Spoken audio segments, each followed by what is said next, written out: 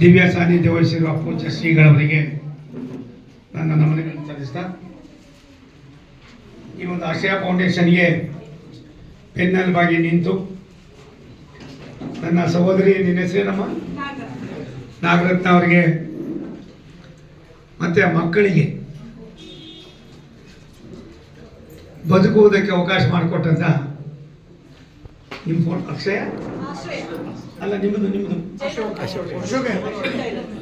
ಉಂಬರವಾಡಿಯವರು ಮತ್ತೆ ಇನ್ನಿತರೆ ದಾನಿಗಳಿಗೆ ಭಾರತ ಸರ್ಕಾರದ ಪರವಾಗಿ ವೈಯಕ್ತಿಕವಾಗಿ ಧನ್ಯವಾದಗಳನ್ನು ಸಮರ್ಪಣೆ ಮಾಡ್ತೀನಿ.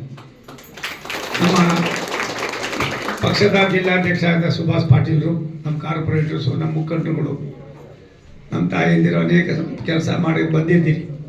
ನಮ್ಮ ಅಶ್ವಥ್ ನಾರಾಯಣ ಅವರಿಗೆ ವಿಧಾನ ಪರಿಷತ್ತಿನ ಮಾಜಿ ಸದಸ್ಯರು, ನಮ್ಮ ಪಕ್ಷದ ಮುಖ್ಯ ವಕ್ತಾರರು ಕೂಡ ಆಗಿದ್ದಾರೆ.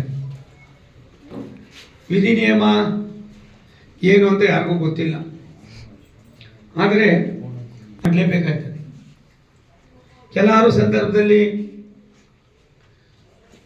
ಆಗುವ ಕೆಲವು ಸಣ್ಣ ಅನಾಹುತಗಳು ತುಂಬ ದುಷ್ಪರಿಣಾಮವನ್ನು ಬೀರ್ತದೆ ಅನ್ನೋದಕ್ಕೆ HIV ಕೂಡ ಒಂದು ದೊಡ್ಡ ನೋವಿನ ಸಂಗತಿ.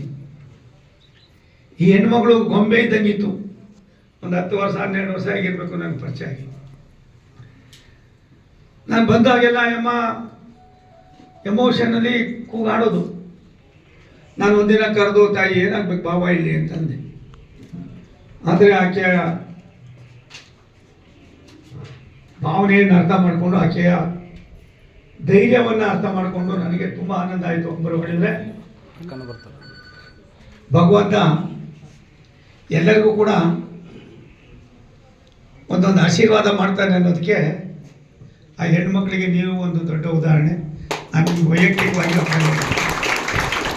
ನಾನು ಕೊಟ್ಟಿದ್ದು ನನ್ನ ಮನೆಯದೇನಲ್ಲ, ರಾಜ್ಯ ಸರ್ಕಾರ. ನಾನು ಈ ಥರ ಎಲ್ಲ ಕಡೆಯಲ್ಲೂ ಕೂಡ ಅಂಧರಿಗೆ, ಅಬಲೆಯರಿಗೆ, ಧ್ವನಿ ಇಲ್ಲದ, ಆಸರೆ ಇಲ್ಲದ ಬೇರೆ ಬೇರೆ ಸಮಾಜಗಳಿಗೂ ಕೂಡ ನಾನು ವ್ಯಕ್ತಿಗಳಿಗೂ ದಾನ ಮಾಡಿದ್ದೀನಿ. ಆದರೆ ಹೆಣ್ಮಕ್ಳು ಇಷ್ಟೆಲ್ಲ ಮಾಡ್ತದೆ ಅಂತ ನನಗೆ ಗೊತ್ತಿಲ್ಲ.